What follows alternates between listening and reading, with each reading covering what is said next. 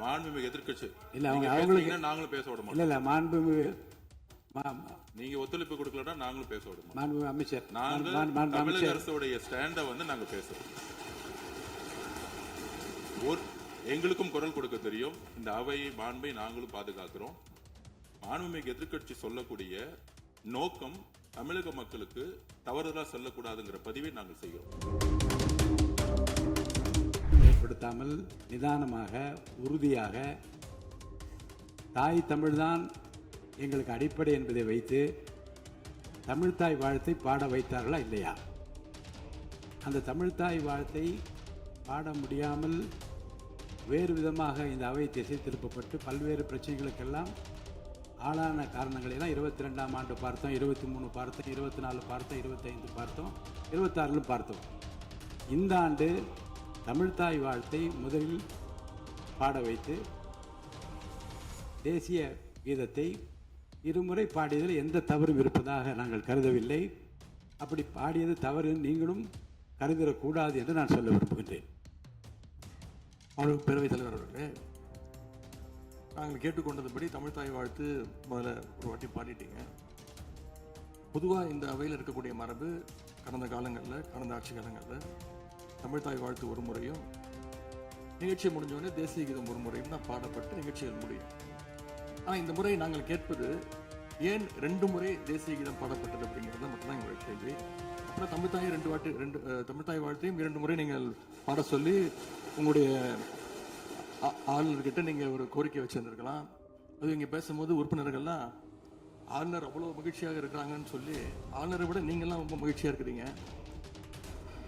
தமிழ்தாய் வாழ்த்தை ஆளுநர் முன்னாடி நாங்கள் பாடி காட்டிட்டோம் அப்படின்னு பெருமை பொங்கு இங்கே எல்லாம் பேசிக்கிட்டு இருக்கிறீங்க. நீங்கள் சொல்கிறத பார்த்தா தமிழ்தாய் வாழ்த்தை விட ஆளுநர் தான் உங்களுக்கு முக்கியம் அப்படிங்கிற எண்ணம் எங்களுக்கு ஏற்படுது, மக்களுக்கும் ஏற்பட்டுக்கிட்டு இருக்கு. பொதுப்பணித்துறை அமைச்சர். மாண்புமிகு பேரவைத் தலைவர்களே, தமிழ்தாய் வாழ்த்து எங்களுடைய முதல்வருக்கு உயிருக்கு எந்த அளவிற்கு முக்கியமோ அதே அந்த அளவுக்கு நாங்கள் முக்கியத்துவத்தை தருவோம். மாண்புமிகு எதிர்க்கட்சி தலைவர் அவர்கள் நாங்களும் பேச விட மாட்டோம். இல்ல மாண்புமிகு நீங்க ஒத்துழைப்பு கொடுக்கலன்னா நாங்களும் பேச விட மாட்டோம். மாண்புமிகு அமைச்சர், நாங்கள் தமிழக அரசுடைய ஸ்டாண்ட நாங்க பேசுறோம். எங்களுக்கும் குரல் கொடுக்க தெரியும். இந்த அவை மாண்பை நாங்களும் பாதுகாக்கிறோம். மாண்புமிகு எதிர்க்கட்சி சொல்லக்கூடிய நோக்கம் தமிழக மக்களுக்கு தவறுதலா சொல்லக்கூடாதுங்கிற பதிவை நாங்கள் செய்கிறோம். எங்களுடைய முதலமைச்சருடைய எண்ணம் என்ன, தமிழக மக்களுடைய எண்ணமோ அதுதான் எங்களுடைய முதலமைச்சருடைய எண்ணம். கடந்த 3-4 வருடங்களாக தமிழ்தாய் வாழ்த்து இங்க பாடப்படல. ஆளுநரை எதிர்த்தீர்கள், வெளிநடப்பு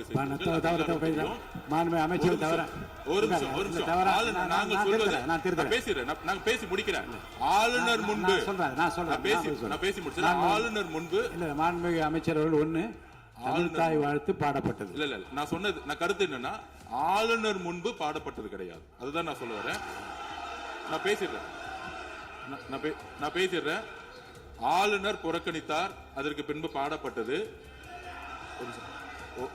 ஒரு நிமிஷம் நான் பதிவு பண்ணி ஒரே நிமிஷம் நான் பதிவு பண்ணிடுறேன். நான் எங்களுடைய பதிவை நாங்க பதிவு பண்ணிடுறோம்.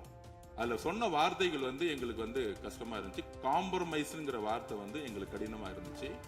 நாங்க திருப்பியும் நாங்க பதிவு பண்ணிக்கிறோம். எந்த விதமான காம்ப்ரமைஸும் கிடையாது.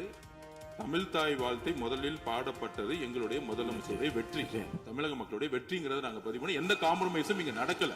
அதை நாங்க பதிவு பண்றோம். மாண்புமிகு உறுப்பினர். பேரவைத் தலைவர்களே, நாங்கள் மீண்டும் அதான் கேட்குறோம். தமிழ்தாய் வாழ்த்து ஒரு முறை பாடிட்டீங்க, அதுக்கு வாழ்த்துக்கள்.